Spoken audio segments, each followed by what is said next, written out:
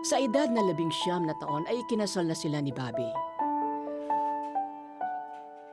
Akala ko siya, kaya niya nang tumayo sa sarili niyang pa at that time. Kahit bata pa kami, nakapisan kami sa side niya, sa nanay niya, sa ate niya. Lahat ng pangangailangan namin, sila nagpo-provide. Siya walang trabaho. Parang yun yung madalas namin napapag-usapan o napapag-awayan. Bukod sa walang permanenteng trabaho, marami pang bisyo si Bobby. Mamarkada, nagsusugal, umiinom at nambababae. Ang lahat ng ito ay matagal ding tiniis ni Mernalyn. Labis sa sama ng loob ang idinulot nito kay Mernalyn. Napapagod na kasi ako. Pagod na ako sa problema. Pagod na ako sa sama ng loob. Na sana kung nagtapos lang ako. Sana kung hindi lang ako nagmadali. Sana hindi ganun yung naging buhay namin. Nagdesisyon si Mernalyn na umalis sa poder ng pamilya ni Bobby. Sinubukan nilang bumukod, ngunit hindi pa rin nakitaan si Bobby ng pagbabago. Parang wala siyang pangarap para sa pamilya niya. Yun yung nasa isip ko nung time na yun.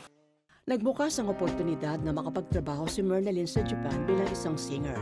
Labag din sa loob niya. Parang hinayaan niya na lang kahit ayaw niyang umalis ako. Hindi ako sanay sa ganong klaseng trabaho, pero tiniis ko para lang sa mga anak ko. Habang nasa Japan si Mernalyn ay nagsimulang magduda si Bobby, bunsod na rin ng trabaho ng kanyang asawa. Ayun, sumasama-sama sa kung kani-kaninang lalaki. Ganon kasakit. Kasi asawa mo pa yung nagsasabi sa'yo, di ba? Yung respeto, wala na bilang mag-asawa. Yung respeto sa akin bilang babae, wala na. Kaya talaga sukdulang feeling ko, nagsara na ang puso ko, naging bato, nagsara ang isip ko. As in, wala na akong makitang liwanag noong time na yun. Kaya bago ako umuwi, talaga nakipaghiwalay ako sa kanya. Sa kanyang pagbabalik ay nagsimula muli si Mernalyn. Hindi naging madali ang pagiging single mother para kay Mernalyn. Sa kaalis ko, hindi ko nabantayan yung panganay ko. Napagbintangan ng pagnanakaw. Parang sa sobrang sama ng loob ko, nasaktan ko yung bata. Parang lahat ng galit ko sa tatay nila, sa kanya ko naibuhos. Doon ko naisip na ano ba yung buhay na meron ako. Lumipas ang ilang taon, naimbitahan sa isang Kristiyanong simbahan si Mernalyn. Noong time na nandun ako sa church, doon ko iniyak lahat.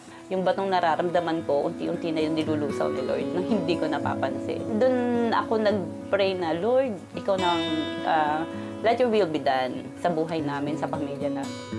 Habang lumalago sa pananampalataya si Mernalyn, ay nagsimulang mangusap sa kanya ang Diyos tungkol sa kanyang asawang si Bobby. Sabi ko kay Lord, ayoko na natatakot ako, sabi ko sa kanya.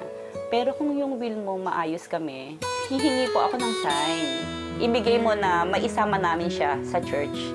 Hanggang sa dumating na lang bigla si Bobby sa Bulacan. Hindi ko ine-expect. Talagang God will make a way, Nagpaplano na pa siyang ayusin yung buhay namin, yung pagsasama namin. Muling sinuyo ni Bobby ang kanyang pamilya. Nakasama din nila si Bobby sa ilang church service. Nagbago na siya. Doon ko na nakita yung nawala si bisyo, nawala na si alak, hindi na siya umiinom ng time na yun. Talagang good boy. Parang mabuting asawa na siya nung time na yun. Tsaka talaga may trabaho na siya. Taong 2010 nang magkabalikan si Mernalyn at ang asawang si Bobby. Naisaayos ang kanilang relasyon sa tulong at biyaya ng Panginoon. Ganito pala yung pakiramdam pag may Lord. Ayun na, naging maayos na lahat, naging magaan lahat, maliwanag lahat. Si Lord lang talagang makagagawa ng mga imposible na hindi natin kayang gawin. 2013 nang isuko rin ni Bobby ang kanyang buhay sa Panginoon. Sa ngayon, ang kanilang buong pamilya ay nagsisilbi na rin sa Panginoon. Biyaya rin ang pagkakaroon nila ng isa pang anak. Masayang pamilya. Maririnig mo sa mga taong ang nakakatuwa naman kayo kasi buong pamilya kayo sama-sama na sa church. Masarap sa pakiramdam na maging magandang halimbawa ang pamilya niya para sa ibang tao. Kapag si Lord ang kumilos sa buhay natin, walang makakahadlang kahit sino. Walang makakahigit. Yun siya.